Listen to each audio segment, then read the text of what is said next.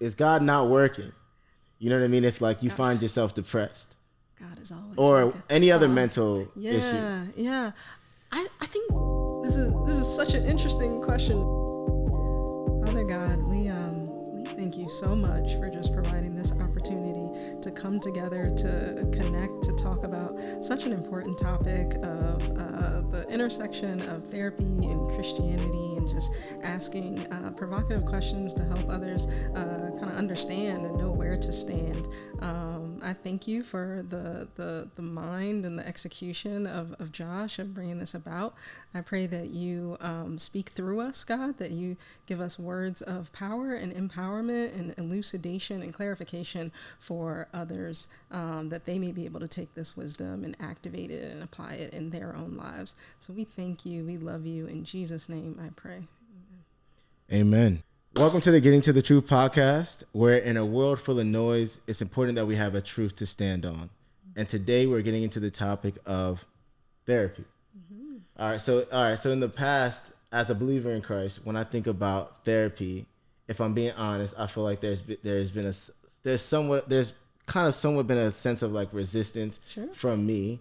And I think that outside of just like not knowing too many people who are actually like receiving therapy or not knowing too much about therapy, I think a little bit of that resistance also has come from just kind of like, and I know this isn't good, but if I'm being honest, there's been a majority of my life where I've kind of just said like, I don't need therapy, I got God. Mm-hmm. You know what I mean?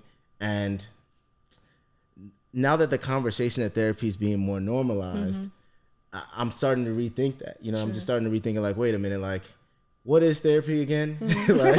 like, is this something that I need? Is it something that like I should be doing? And I'm so excited to get into this conversation because there's a lot for me to learn. I think a lot that other people can learn as well. Yes. So we have with us today the lovely Dr. Marquita Stokes, who is a licensed therapist specializing in, let me not get this wrong, specializing in child or adolescent development and psychotherapy, depression and trauma, and everything. Not everything. But I'm so glad for you that you can join us here because you there's so much for us all to learn, like I said. Yes. Okay, so maybe a good place to start is what is therapy? Yeah, that's a great what is therapy? Sure, that's a great question. We should define it for people. So therapy is the active treatment, intervention, or rehabilitation of some sort of issue, right? I know today we're talking about like mental health and counseling therapy, but let's just think of therapy in terms of other therapies, right? So physical therapy is the act of rehabilitating some sort of physical body part after injury or maybe post-surgical condition or et cetera to get it back to its previous level of functioning or better. Speech and language therapy, right? There's some sort of issue, some sort of disorder, a speech impediment, a delay. And so you engage in therapy to rectify that, to progress that further. So if we're talking about mental health counseling or psychotherapy today, that's the intervention, the treatment, the rehabilitation of issues related to mental issues, emotional, behavioral functioning and well-being. Wow. Okay. So then, if I'm looking at it from with your analogy of like physical therapy, I would think to go to like get physical therapy if like I pulled like my hamstring or like if I got hurt. Yep. And is that when you need need therapy when like something like traumatic happens? I would say no. That's just one point in time along the spectrum that you could go to therapy. Okay. I would say counseling is a time where you could do more. So an injury hasn't occurred, a trauma hasn't necessarily occurred, but you want support or aid or guidance or prevention or maintenance of your health and wellness. Okay, so then this is a good point right here. So is there a difference between like therapy and counseling? Yes, oh, wow. For sure. They're certainly related, but I think there's like distinct paradigms that help distinguish the two.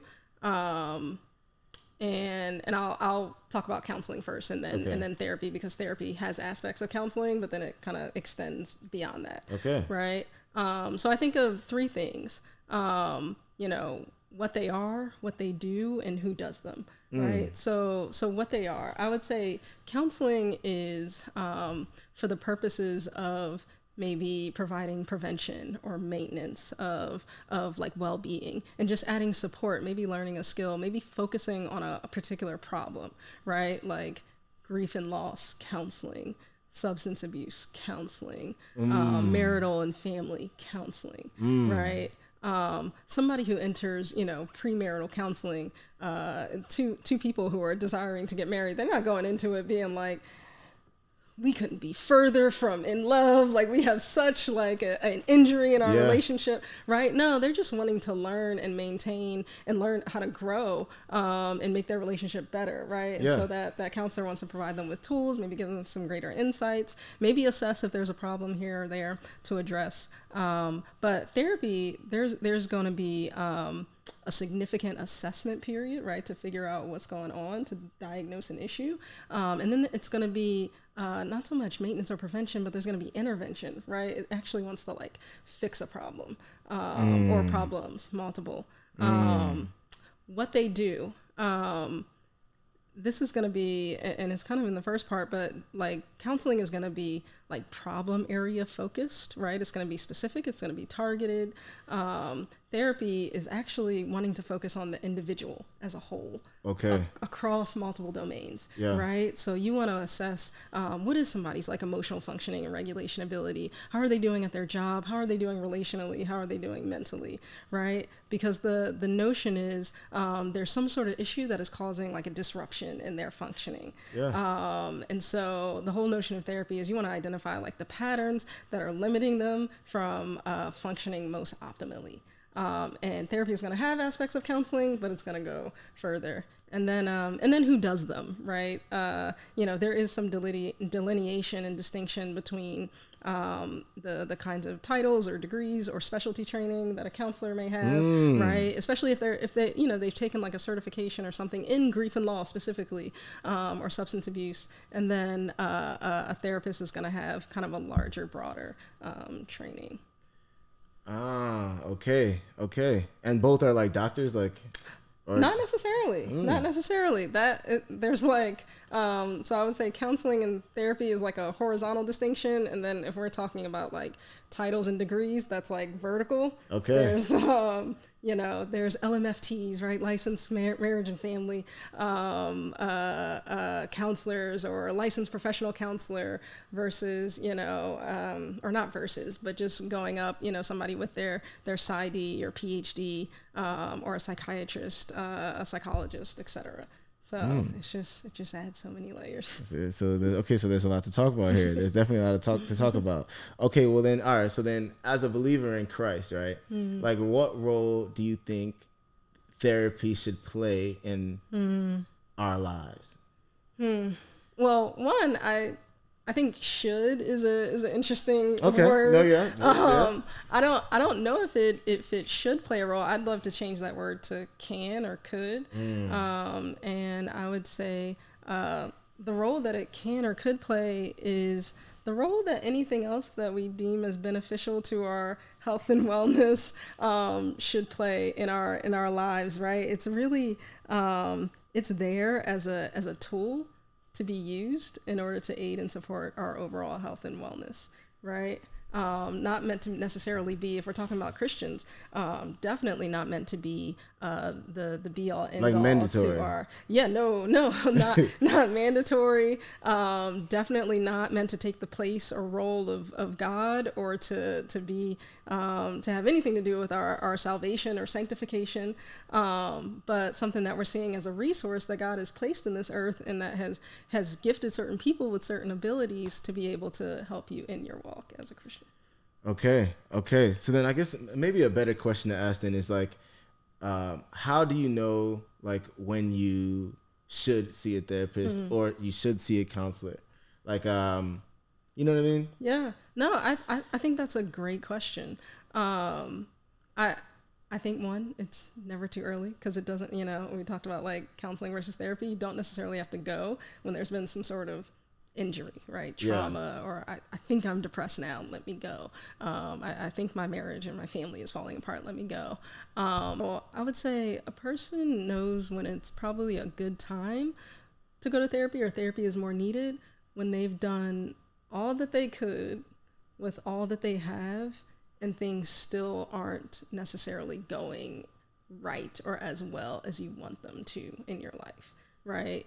And you feel like additional help, somebody with greater expertise, somebody coming in from a different angle would help, right? If I related it to somebody who, has the strong desire to work out and lose weight or start eating healthy, but they fall off after a while, and they learn, like, actually I need greater accountability, or actually I need somebody with greater expertise and nutrition, or knowledge about the most effective ways to lose weight.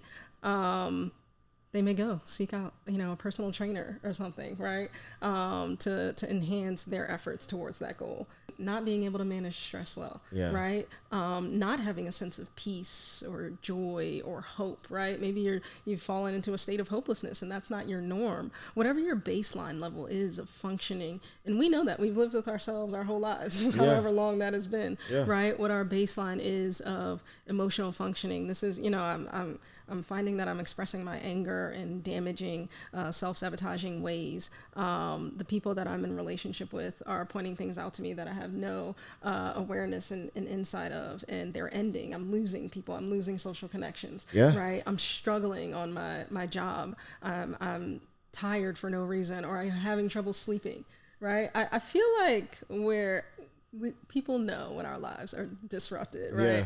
Yeah. It's interesting though, because I'm now listening to you, I'm almost like, just like having a therapist is almost just like having like a primary care doctor, and it's like it's like you could be like LeBron, who probably has his doctor, like see him every day, give him the status, or you may just go to your doctor when you like feel sick, but it's like it's never like a bad thing to have.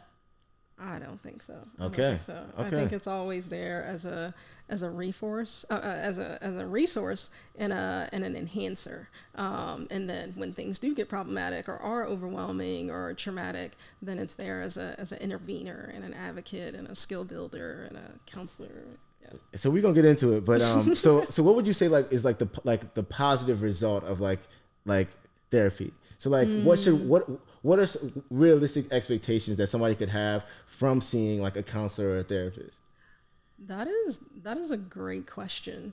I think the first thing that somebody will kind of receive when they seek out therapy is the self-efficacy of knowing that you moved in a direction towards your health and wellness, meaning you became like an active agent in trying to better your life. Right? Like there's research to say that after people experience an initial session, show a decrease in symptoms and a greater improvement of mood. And it's just because they're becoming more active at, for example, if they find that they are having trouble dealing with their stress, and they make a call or reach out to a therapist, go to that first session, they're like, I'm doing something, right? It's like the first time you get up and go to a gym, it's like, I've started on this path. So that's number one, like a greater sense of self-efficacy.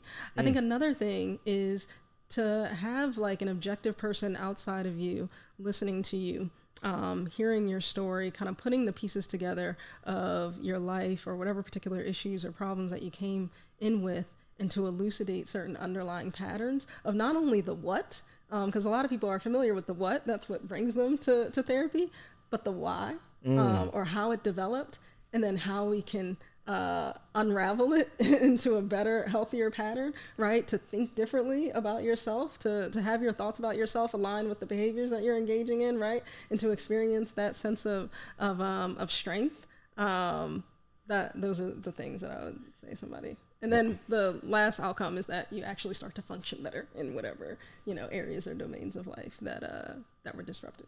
Wow, man. So then how do you think, like, as Christians, we got into a place of like feeling like you heard what I said, just like God is all we need. How do you think, how have we got into that place? Feel like as a Christian, there may not be a place for therapy. You know what I mean? Like church and just like our relationship with God should be enough. Mm-hmm. We now, like, I think most people know that that's like not the case. Mm-hmm. But for those who may not, how do you think we even got to that place in the first place? Man, I think this is going to be like a layered answer.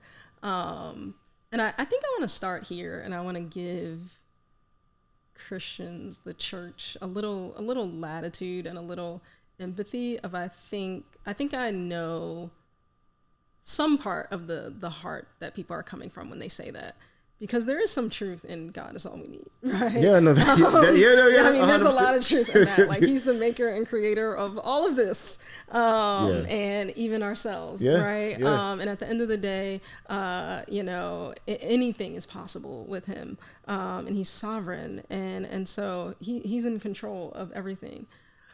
But in another vein, I would challenge people to say, when do we say that God is all we need when we have some sort of practical task or issue or problem to solve, right? When you set out to start this podcast, did you sit here and go like, God, like, just manifest equipment and people, I'm just gonna sit here, I'm gonna wait for the person to come, I'm gonna wait for this equipment to arrive. No, I'm not gonna order anything. Amazon, you didn't want Amazon, or you didn't want Best Buy, right? Did you go to school?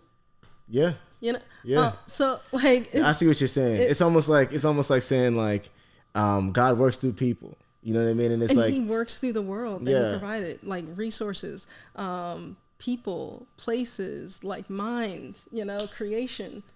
And the help that God is giving you could come from a therapist. Yes. Or a doctor, or a teacher, or, so I think that, I think historically, the umbrella of church - Christianity, spirituality - that side of things versus psychology, therapy, philosophy, even science, even. I think there's long been a divide between the two, because of this reason. I think both sides actually have somewhat of a similar common goal. And I'll describe that goal in a second, but they have a distinction and a variability in approach, right? One is like exclusively spiritual and God focused, and the other is not necessarily so, even though it's related. But I think the goal is like somehow related to like setting a person free or from some sort of ill, right? 100%. Or getting greater enlightenment, clarity. And so I think, or helping them kind of live a better life, right? Pursuing, wellness and wholeness. And I think because of the common goal and because of the different approach, it creates this competition where I believe there should be harmony, or can be harmony.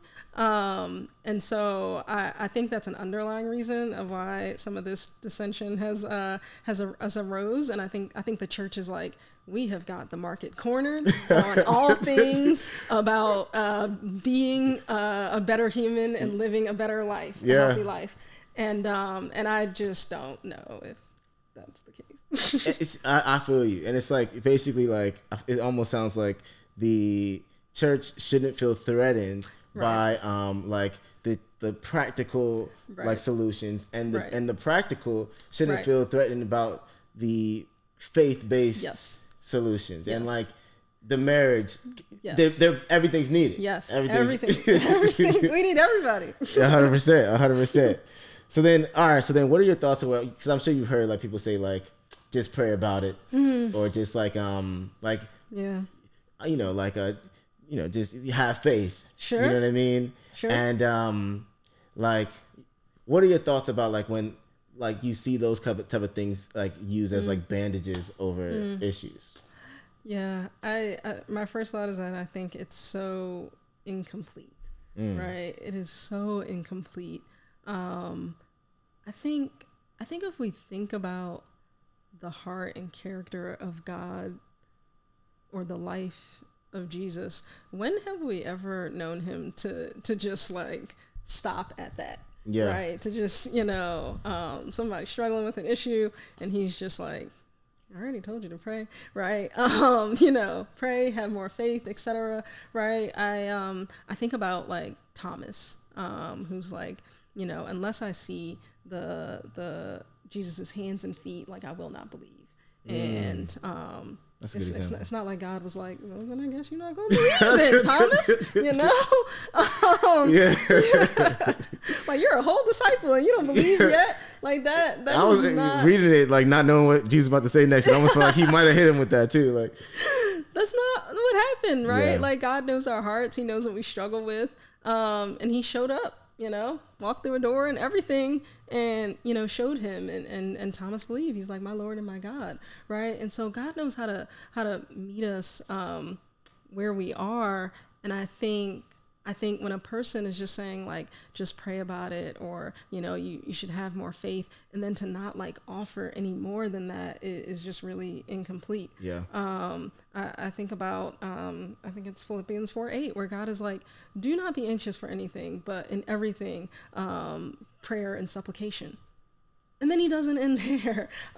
He's like, do that with thanksgiving, but also if there is like anything, and he goes through all of these things of, if there's anything like worthy of excellence, if there's anything commendable, worthy, like think about these things, right? And then all these things that you've seen me do and that you've heard from me, practice these things, right? So essentially like continue to press it forward. Like don't be anxious, pray, and then do and think these things, right? And so if you have a person, i.e. A counselor, a therapist, somebody who's just gifted with extensive mercy and compassion to look on your issues or ills, not with judgment, but desire to like help and heal and counsel you through, and to help your mind stay on these things that God tells you to think about, or to help you do the behaviors that will help you lead this non-anxious life. I don't know why that doesn't reflect the heart of God. Yeah. No, yeah. So then, all right, is there is just for anybody who's listening who might be like, is there any like scripture? Don't at me. Yeah, I hear you. But is there any like scripture that like supports therapy? Like just in case somebody's like, where's the scripture? Where's the scripture? Well, I guess. First, let me say, I don't think that there's scripture to not support it. And I know that that's a double negative. Okay. I don't think that there's scripture to not support it. So meaning I do believe that there is scripture to support the role of professionals who do a job to heal. Meaning like even if we extended it to physicians, right? Luke, the writer of our very third gospel of Jesus Christ, was a physician, right? And like ended up traveling solo with Paul. It's like in Colossians, he's like, and my dear beloved Luke is with me, and like sends his blessings kind of thing, because Paul apparently had like chronic health and pain issues with everything that he was dealing with.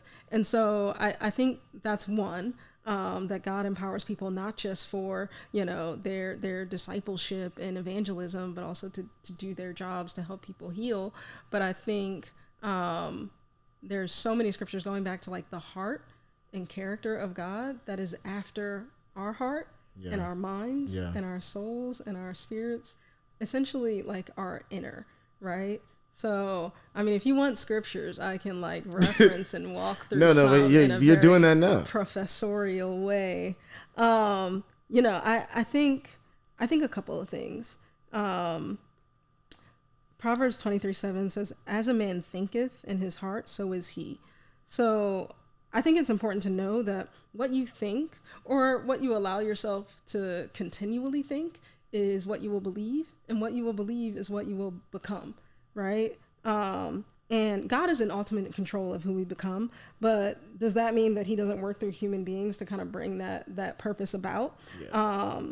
So he's also in ultimate control of our physical health and well-being, but he works through physicians, doctors, etc. Right? But how much more does he care about our inner minds and our hearts? Right? And I don't think it's any different than our outer bodies. 100%. I think of so many verses in Proverbs where it talks about getting advice or wise counsel, right? So where there is no guidance, a person falls, but in an abundance of counselors, there is safety. There you go. The way of a fool is right in his own eyes, but a wise man listens to advice or listens to others, heeds counsel, other translations say.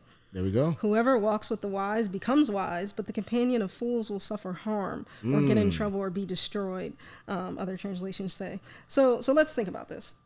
So the fool will be alone, drawing on his own perspective and wisdom, while the wise will be becoming even wiser, sharper by surrounding themselves with counsel and thus protecting themselves from harm. And so I don't know how this doesn't extend to, I'm sure it includes like spiritual counseling and discipleship, but I don't know how this doesn't extend to just all the aspects and domains of life, right? Yeah. We have to know that God doesn't just want us to be like Christians, like at church or just in a spiritual sense. He wants to touch every aspect of our lives. And I think my last point is that I believe that God is actually more concerned with our inner than our outer. Yeah. And I think there's so many verses that speak to that. 1 Peter 3 says, "Do not let your adorning be external, the braiding of hair and the putting on of gold jewelry and the clothing you wear, but let your adorning be the hidden person of the heart with the imperishable beauty of a gentle and quiet spirit, which in God's sight is very precious." 1 Timothy 4:8 says, "For while physical bodily training is of some value, godliness is of value in every way, as it holds promise for the present life and also for the life to come." Meaning, like, how you look, like building muscle, like that's awesome. Like, be healthy, it's not bad. But your godliness, which means like your holiness, your reverence towards God in the manner of your living, right? He's talking about your character, your quality of life, and your walk with Him. That's better than physical training. It's a spiritual, it's a mental, it's an emotional, it's a behavioral, relational training. Right. 1 Samuel 16, "For the Lord sees not as man sees. Man looks on the outward appearance, but the Lord looks on the heart." And that word heart in the Hebrew means literally like your mind, your soul, your understanding, the seat of your passions, your emotions, your determination, your will. And so I think while God is concerned with our outer, He's more concerned with our inner, right? And He, to give like a good comparison, way back in, I believe, Exodus, He wanted people to build his temple that was going to house his presence, His essence. And He imbued people with artistic ability to be able to create these exact specs of this temple, right? Like just totally focus on what the outer and the inner kind of looked like. But He like gave people skills of embroidery and furnishing to be able to complete this project. How much more do we think He's going to give people with the skills of what would I call it? Internal adornment or emotional redecoration, 100%. Mental surgery, and so yeah, that's kind of my 3-part answer of scriptures that I feel like generally support why He would be more than supportive of somebody who was a therapist or somebody who was seeking therapy. Man, I think that was just such a great answer, and it almost, it not only does it just like debunk if anybody was just thinking, like as Christians we shouldn't be receive therapy, it almost highlights how important stuff like therapy is. It's almost like if you, it's like God in the Bible, God doesn't talk about getting like a makeup artist, right? But like you, if someone's saying, "Hey, I'm gonna help you look better," you're not gonna say, "Oh, that's not biblical." No. But then if somebody's saying, "Hey, I'm trying to help who you are inside," why would you fight against it? Right. And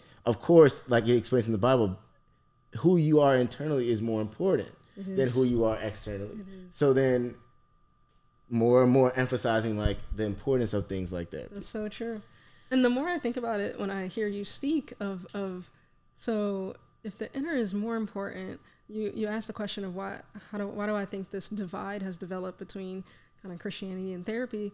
And honestly, in a very spiritual mindset, right? We know that we have an adversary who does not want us to live well, to do this walk well. And so I think about on a larger like perspective of wouldn't it make sense from a spiritual attack standpoint that we would diminish, the role and purpose of a resource that's meant to strengthen our inner, but be more inclined to hire, makeup artist or, dress in cool clothes on the outer or, work on our physical appearance. So, Wow. So, okay. So then, all right. So then like, are you a bad Christian if like you're depressed or like you find yourself like just like stressed. You know what I mean? Yeah. Like, are you a bad Christian? Is God not working? You know what I mean? If like you find yourself depressed, God is always or working. any other mental issue. Yeah. I think this is such an interesting question, Josh, because this like notion of a bad, if there's a bad Christian, that means there's a good one. Yeah. Right? Like, where do we get this dichotomy of rankings of good and bad Christians, you know? Like, where does that exist in the Bible? Like this, you know, hierarchy of, you know, this person was a good follower, believer, this person was bad, right? Was Peter bad because he denied Jesus 3 times at his time of deepest need? You know, no. Actually, like, Jesus came back, restored him. He ended up being like the rock of our church, right? Exactly. So I think our rubric of assessment of good and bad believers is probably a little off. But no, I would say no. I would say this. Our world is fallen, meaning things that God either never intended or were abnormal or not natural, or that just that weren't his intention, have entered into this world. Who do we learn that from? We learn that from him, you know, that he's like, okay, like sin has entered in the world and things are not as I desired or made or created them to be. And so I don't think God looks down on anybody who's struggling with mental health issues or a physical disability or whatever it is, emotional difficulty, and seeing them as bad. I think his heart is to want to make them whole and to want to provide them with access to be able to live life well or better. Man, I love that. And it's just like it's a good reminder that like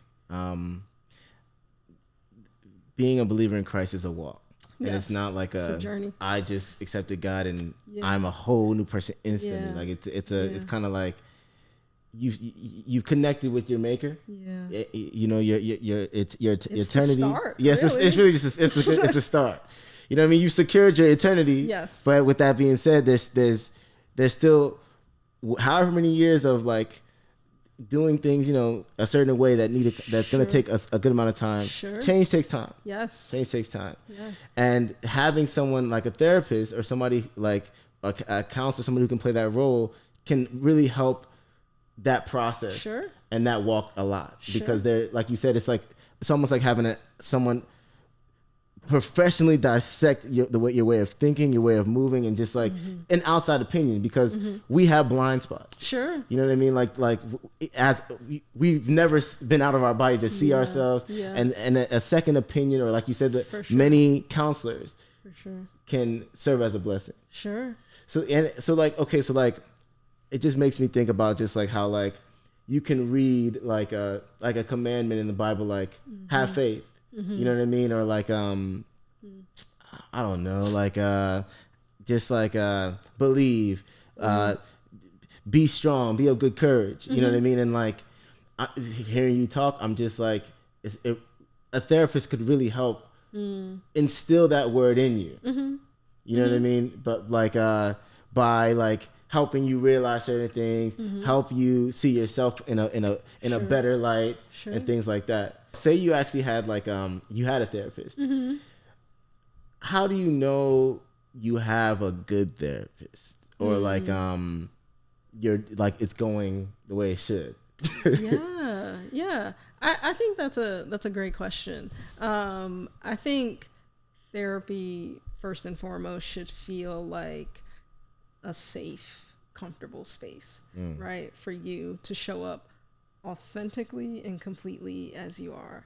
And I think there's things that a therapist can do or should do to create that space. One is they should be, and some of these are just like general kind of relationship rules when you're in a relationship or friendship, or you know, a coworker with somebody, you know, just basic, but enhanced. Like a therapist should be validating. Meaning, like, as you present yourself, they let you know that they see, they hear, they understand, what you're saying, who you are, even if they don't agree, right? You're not always necessarily gonna agree, but you should feel validated, you should feel safe, you should feel comfortable. The therapist should be responsive, right? When you reach out with a need, or when you're in front of them expressing, your need, your issues, the therapist should be present. The therapist should be attuned to you. I think some like low hanging fruit of like obvious issues is, what's going wrong if you ever feel disrespected, diminished, demeaned, invalidated.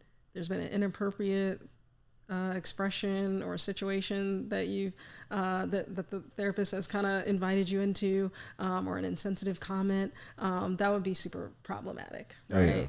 But I think outside of those more like obvious issues, I think, therapy is going well when it's doing what you sought out to do, meaning you are gaining over time, and you do have to allow time for change, but you are gaining like a greater awareness of yourself, a greater insight into whatever issues that have ailed you, or your functioning that's kind of been like disrupted, and you're progressing, like you're actually learning skills, tools to use in your life. I kind of think of like a therapist in kind of three different ways. I think about them like a doctor, like a physician, or a teacher, or a coach, because there's like aspects about therapy where you do all of those things, right?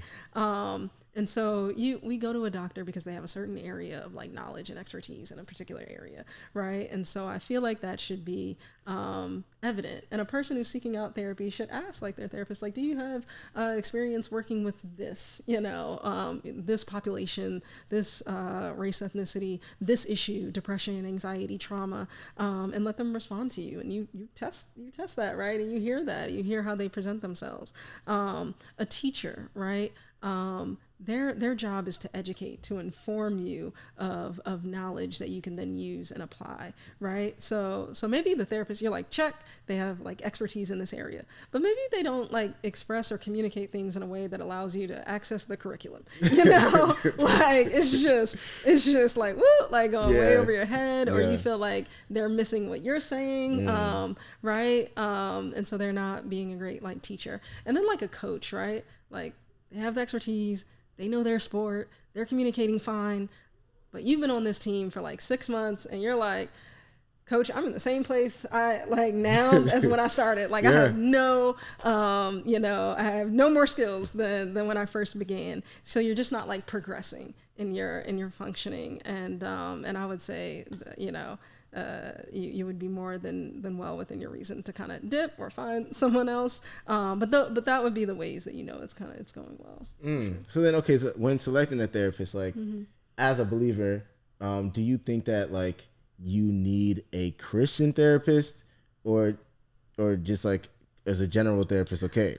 I think it totally depends. I think it depends on a couple of things. I think it depends on what you feel like, and you may not have comprehensive awareness of what all your issues are, but what you feel like are some of the issues that are drawing you into thinking that you need counseling support or therapy. Do you feel like those issues are largely spiritually related? Meaning like maybe you do have like issues on your job or in your relationship, but you really feel like the crux or the foundation of it, the engine behind it is something spiritually focused. And then you want to have, a Christian counselor, or at least somebody like faith-based who can understand that and know how to intertwine them with their counseling. But then the other thing to think about is whether the issue is foundationally spiritual or not, because really all things can be spiritual. But you also just want to ask yourself, like, no, like my issue is kind of, it is learning how to manage like stress on my job better. It's really taking me out. I'm doing the prayer things. I have community. I'm exercising my faith, but I really want the active ingredients of my therapy to be like, what does research say are some additional kind of coping skills or ways of thinking that will help me do this? Like I have this spiritual side taken care of and I want something additional. Or if you want the active ingredients to be like, I want both. I essentially want Christian therapy, right? And so that'll kind of guide your answer. So what you think your actual issues are, where you are in the midst of those issues, and then what you want the active ingredients of therapy to be. I see what you're saying. I see what you're saying. Okay, so like, yeah, so like if like, let's say like, what's an example of like a spiritual like situation that's where you think like a Christian therapist would probably be, if you are a Christian, would probably be like a better. Yeah, somebody who is struggling with thoughts or issues of God is far away from me. He's left me. I know in the Bible that it says that he'll never leave me or forsake me, but I've been battling thoughts that like he has. I'm struggling with like unforgivable guilt, right? I've done something that I feel like has totally not only excommunicated me from my faith community, but also I've lost my salvation, kind of thing. Yeah. Just something directly spiritual, right? I'm having a hard time praying. Spiritual counseling for like couples, right? It's like, you know, I love my wife, but you know, I know looking at other women with lustful eyes is not great, or watching pornography or something, you know, and I know all the practical things of just like cut it off, or, you know, be mindful of my environments, but like I'm really I feel like it's like a spiritual attack, you know, going on. How do I fight this? How do I overcome this? How do I seek repentance? How do I seek deliverance? So like something that really kind of like heavily intertwines like your faith. I see what you're saying. Okay, but then if you're dealing with something that's like very just tangible, then it's there's no problem, of course, as a believer to just take on just the best in subject matter expert in that arena, or just a general therapist in general. I think it could be either or. You could seek out like the secular because you feel like you have enough support on the spiritual end, or you could be like, I think this issue is not really specifically overtly spiritually related, but I still want that to be a part of my therapy sessions. Okay. And I would say you know, so if we were like reversing the question of asking like a person, like, how do I be a Christian in therapy? Like whether it's like Christian counseling or, you know, just secular therapy, I would say bring Jesus with you wherever you go, because he's there already anyway, you know? And so let's say you seek out like a secular therapist, you know, but you want them to know you. And so if Christ is a part of your life, if you engage in certain things that are spiritual that actually help you cope or help with the health and wellness of your life, you know, I pray, I have believers who are friends who speak into my life. I, you know, serve, you know, this gives me a sense of purpose. Share that with your therapist, right? That is so important. They need to know that, and it's kind of vital to your progress. That's good. That's really good. Man, so then, okay, so like what I really like about what we're talking about now is like my perspective towards therapy is it seems like, I love the example of like comparing it to the doctor, because it just kind of really normalizes it. It really puts it in the bucket of something that like is a blessing. Sure. Like there's no like you're not like Thank God God has blessed people with the minds and a steady surgical hand to remove this tumor, you know. Like if I had like 4 doctors who were like checking my status, like that's not a bad thing. Yeah, for sure. And so I think like that's like definitely like a really good thing. And I guess like I think also too, like the notion, and you spoke on this before, like the sky doesn't have to be falling when you go to therapy, right? Just like when we go to the we go to the doctors and we go for like a checkup, like regular maintenance, and you know, there's nothing too invasive. We may get like a flu shot, it's preventative, or a booster, if anything, right? And the same can exist or should exist with therapy, right? Like every time you go to therapy, you should not, a therapist is not always going to tell you have some, you know, life devastating problem. You know, it's like one of the best joys of my day if somebody comes in and they, you know, they think something is wrong, or, you know, they feel like how they're living is like abnormal, and I get to like give them like a clean bill of health. I'm like, this is totally normal. We call it normalizing. And you are doing well, you know, or better than most. And here are ways that you can like continue to progress and grow, but there's nothing disorderly here. There's nothing ill. I love that. You know, I'm just thinking about so now knowing like, okay, like therapy is a blessing. I'm trying to think of things that may like stop someone from like still cause a little bit of resistance. So I think one is like, and I'm really interested to see what your answer is to be with this. But like, you know, it's like, all right, like on one end, okay, I'm talking to a professional, you know what I mean, who's like a professional. But then on the other end, it's like, dang, I'm really like telling this person like my most vulnerable, like Sure. deepest, Sure. most weirdest thoughts? Sure. Is that something that like I can do? And I think it's a question that some people, even myself, Yeah, you know, answer for you know what I yourself. mean? It's like, you know, like, do you think therapists, what do you have to say about that? You know what I mean? Like for someone who may be like, you know what, I could probably benefit from therapy, but I don't know if I feel comfortable talking to somebody who I don't know. I don't know if they're like gonna text they friends about my business afterwards. I don't know what's going on. You know what I mean? Oh man.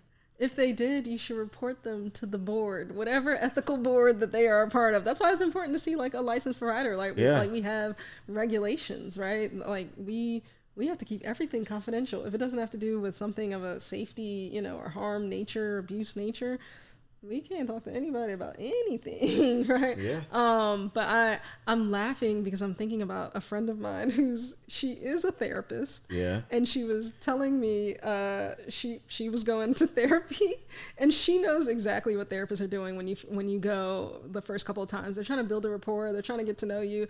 And my friend, who's a therapist, a psychologist, was like, yeah, I just didn't. I mean, I knew she was trying to build a rapport, but I just didn't really feel comfortable, like sharing about myself. And I was like, what? I was joking with her, and I was like, you know, one day your therapist is going to ask you what you do, and you're going to be like, what you do, you know? And she started cracking up. But no, I think that concern is so real and so valid, because where do we have places and spaces where we can just like completely like leave it all bare? We do a certain like withholding even with, you know, our family, our friends, our partner. And so I would say that's like the beauty of therapy, to be in that space where you can lay it all bare and have no judgment. And to feel completely heard, completely understood and validated. I think, I mean, in my mind, I'm thinking of so many, to talk about like a physician or a doctor. There's so many things that we go through that are so invasive. I mean facts. You said like vulnerable. I mean, I don't know what guys have to do, but I know what women have to do, you know, in order to prevent certain things or to be healthy and well. And so, you know, I don't want to diminish it as far as like our internal world, our mental, our emotional vulnerabilities, our previous like memories that are maybe traumatic or difficult. But I think that's the reason to do it, right? Yeah. And we all know that while the notion or thought of telling like a stranger these things, is like, we kind of have to like get more comfortable with that. We also know that sometimes it can be more difficult to try to share those vulnerable things with people who know you or think they know you or have a certain perspective, you know? Man, I try to tell my parents things all the time of like, no, when I was a kid, like things happened this way. And they're like, huh? What? Like, you know, we just have two different perspectives. Like, oh, okay, you don't remember that. Okay. It's almost like the benefit is you could also kind of like look at it like they are a stranger though. Yeah. So you don't have to, it's like, it's supposed to be objectivity. Yeah. Right. Mm-hmm. Okay. And then I guess another thing that could give resistance is like the fact that like, I don't know, like someone might say, all right, look, I don't have the budget. Sure. You know what I mean? Like, I can't afford no therapist. Sure. Is there like anything to say that can maybe like help soothe someone's pockets? Because you know what I mean? Because like I would imagine like if I'm stressed, my stress may be because of my money is funny. It may be it may be financial stressors for sure. And this has long been a barrier of therapy. Like somebody has determined that this is something that they want to do, and then the very real practical barrier of finances or accessing affordable therapy is the problem, not their desire to do it or engage in it. And to be honest, I don't think that there are enough. I think there are some, and I'll name them, but I don't think that there are enough like cost-effective approaches for everybody. Like if everybody decided like, okay, Marquita, like you sold me, like we're gonna rise up. It's a revolution. We're all gonna go to therapy. There probably wouldn't be enough providers, and maybe people who are under-resourced wouldn't be able to access it. So I want to like validate and empathize with that issue. I think one if you work and you have health insurance that's provided by your job, or just one that you pay for, or a premium out of your own pocket, I would say you could go through that, and you'll go and have appointments, therapy sessions, where you'll pay like a copay, like again, going to Are the copays typically high? No, typically they range from anywhere. Some people don't have a copay to like, I think the highest I've seen is like $40, $45 per session. Per session. That's not bad though. Where like out of pocket maybe, I mean, it could get it can get crazy. Like, and you're just saying like, so like, so just to be clear, so like just like with your job's insurance, like it comes with like dental, like just like physical. It's usually called behavioral health. Behavioral health. Wow. Okay. So I would say that's the first stop. I would say also, never be shy about asking a provider, like let's say if you don't have insurance, asking a provider what their rate is, and ask them if they have a sliding scale, right? You know, it's something that is very common. You tell them your situation, let them know how much you can pay for a certain amount of time, and they'll let you know if they can work with that, or if they can work with that for a certain amount of time, and then it'll go up, right? I think as time has gone on, there has been the increase of what I call it, like kind of like online therapy kind of offerings, right? Like Talkspace or BetterHelp, right? Okay. Where it's kind of a virtual therapist, where they're much more like available, and also known for having much more like affordable rates than like the typical in-person. Is it like the Dollar General version? Is like like the way you're talking about it, it feels it's not like the real deal. No. I don't mean to portray it. I don't mean to portray it that way. What I mean to say is like it's trying to solve this particular issue. It's trying to provide like a greater availability of counselors to people who can't afford it. And it's still effective. And I think people generally review these sites very well, right? And then I think since we're talking about like Christianity and therapy, I think you want to like seek out different community resources that whether they be like nonprofit, whether they be, you know, maybe a counseling center at your church or et cetera, that is literally offering free services, or at least low cost. And then the last thing is that I would say, especially, and this would be the reason to try to engage in counseling early when a problem is not like fully developed and not wreaking havoc on your life, of engaging in things that are more counseling oriented, not necessarily therapeutic, but maybe like a support group that's focused on a particular issue, right? Where you can kind of build skills or build awareness to maybe prevent a further issue from happening. So I would say like be proactive. As opposed to what I think people typically do is kind of wait for, you know, the bottom to fall out. Yeah. And it's like, I think about the story of Moses in the Bible when the Israelites were fighting the Amalekites, I believe. And he had to like have his arms up in order for them to kind of do well. And naturally his arms got tired and weary. And I think he had Aaron and her there who literally like held his arms up, like put a stone down for him to sit and held his arms up. And I think about the practicality of that, and I'm like, man, I think there are people out there who sometimes look to their left and look to their right, and there's nobody there to hold up their arms, right? It almost is helping me see the fact that like, whether you have a therapist or not, working on your mental health is something that's going to have to be done regardless. It's like the therapist, the counselor, they're basically helping you do the work that's going to have to happen either way. You know what I mean? Do it with or without. With or without it, this is going to have to happen. So like, if you can have help, why not? That's good. And then I'm just also thinking about just like how like and you've already touched on this, but just like as leaders, the more you're doing, the more work is maybe necessary for your mental health too. Like how you hear kings in the Bible had their whole team of like people to counsel them on decisions and things like that, because heavy is the crown. You know what I mean? So it's like the more that you are doing, the more work has to be put into your mental health as well. Yes. I couldn't agree with that more. And I am certainly not here to argue for the preeminence of therapy as the main like accessible thing to do that, right? Like you can work on your mental health by reading books, right? Exposing yourself to different pathways of knowledge, wisdom, skills, awareness that help you learn about yourself.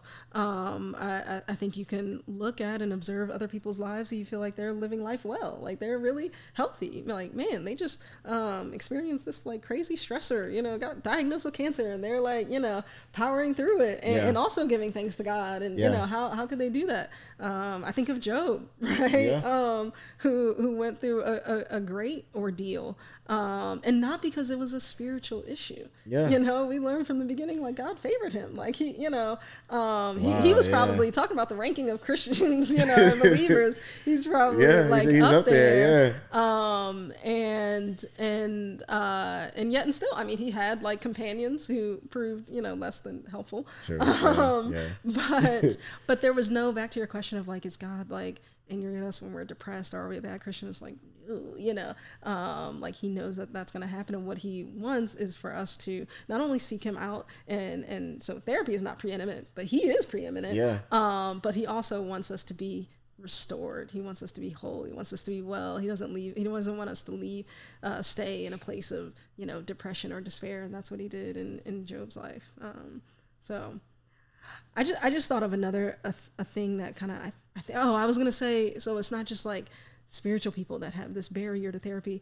I think when it comes to just like the general population, non-believers, sometimes I think a barrier to things therapy related, so things that are more internal. They're not physical, they're not seen, they're metaphysical, they're unseen, they're invisible, they're emotional, relational. Sometimes I think because we're born human beings, like, and we always know like our emotions or how we're thinking, you know, our behaviors, or at least we can see them. I feel like sometimes we have this assumption that we were like born with a manual of just knowing how all of this works and functions. It's just like implied. Like why, like they don't have so much of an issue of going to talk to a stranger. It's more like, why would somebody else have more knowledge and information about me and my life and how I feel and what I'm doing than myself? And I think that is so fascinating, because it does remind me of the verse about you know, every man has a way that they think is right.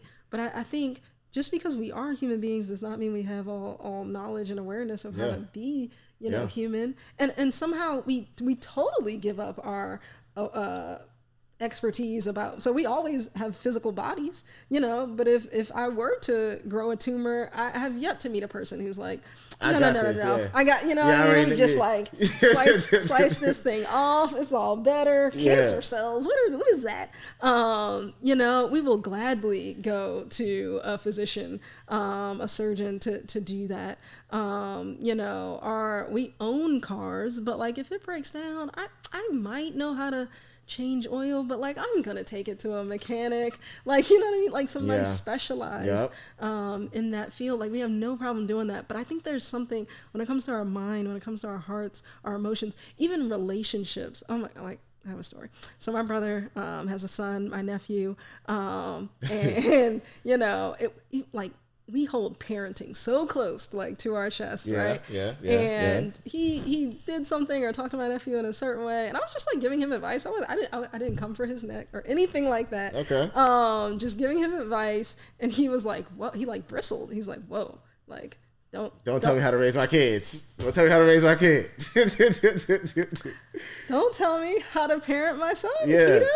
And I'm like, whoa, that's not. And you tell the licensed therapist too. I mean, that's not what I was doing. I was just giving you some guy. I observed something. I saw little homie's reaction, and I just wanted to give you some insight. Right? He treated me like I was convicted of child endangerment and kidnapping, as opposed to somebody who, I don't know, you know, is a psychologist and has some expertise in the area of human development. Because we all have that a little effectiveness. bit. That like kind of like feeling that like we come already good inside, you know what I mean? Like it's like I feel like we all, well, at least I know for myself, I've been guilty of that too, just feeling like, you know, same, like me too. like I got this under control, you know what I mean? And it's like, you know, like there's this thing of like forever being a student, like just realizing that, like, you know, like there's so much you don't know. But like, where do you think that came from? Where we kind of like have that, I don't know, call it cockiness, but like kind of like confidence of just feeling pride. But I think it's pride, but I also think it's like, and pride works in this way too. It's like reverse insecurity that is being like puffed up as pride. I think because we feel so ill-equipped sometimes or insecure about knowing exactly that's it. All of the complexities in here, the puzzle, the dark crevices. Yep. I think when somebody tries to go there and tries to like touch that little space, we're like, I don't exactly know what's under the bed there. You're not going under there. I think that's what it is. I think so too. And I think if we could all just admit that we, all need a little help with our physical bodies, our minds, our emotions, and our cars. Yeah. Well, we'll be good. Man, so I think a good question that like anybody watching this should ask is just like, what are you doing for your mental health? And if you don't know where to start, you don't know what's going on, or you're maybe not doing anything, maybe connecting with a professional is a good idea. Sure. You know what I mean? All right, so then we can't just keep talking about how this is and not leave with some form of like options. You know what I mean? Like we could hit. So if someone wants to reach you first and foremost, like I know you didn't want me to. What if I don't? I know you don't want me to put you out here, but you never know. Somebody really might watch and be like, "Dang, like I really want to." Like this Marquita, Dr. Stokes. I mean, how do I get in touch with her? Oh man, a couple of ways. Okay. So I'm certainly searchable online. You could go to, at this point you could email me at wholeandwellpsych at gmail.com. I'll give you all this information. We'll provide this information. But also I have an online profile, Psychology Today. Okay. And honestly, I would tell somebody I mentioned like going through your insurance before, which will give you like a whole directory of like providers. But I would say like do even more after that. Like you're just looking at people's names. I would put that name into Google, try to see if they have some sort of online. It probably shouldn't be Yelp, but there are like those kind of like rate my doctor, kind of review spaces. But yeah, I would try to find something where it's something written in their own voice about themselves, about what they offer, what kind of clients they like to work with, what level of expertise they have, what kind of training they have. So I would just try to find that online for sure. But yeah, if somebody wants to seek out a therapist, so Psychology Today is a really good resource because you can filter through so many different things. You can filter through insurance or geographic location or race, ethnicity, etc. These online directories of there are like there's directories to find like a Black mental health counselor, right? There's many. There's one called Beam. There's a website called Melanin and Mental Health Therapy for Black Girls. So if you feel like you either have a specific issue or you have multiple issues, but you're coming from a specific context, like race, ethnicity, or like spiritual, then there are forums for that. I would say one for Christian counseling is I think it's called Faithful Counseling. It's like an arm of BetterHelp.com, where you can seek that out. But I'll give you all these resources so that you can we'll provide it as well. Yeah. Okay. All right. Well, I think this was good. Thank you so much. I feel like a lot of people are definitely gonna I hope so. benefit from this information. I know I did. Learned a lot. Cool. Well, this was good.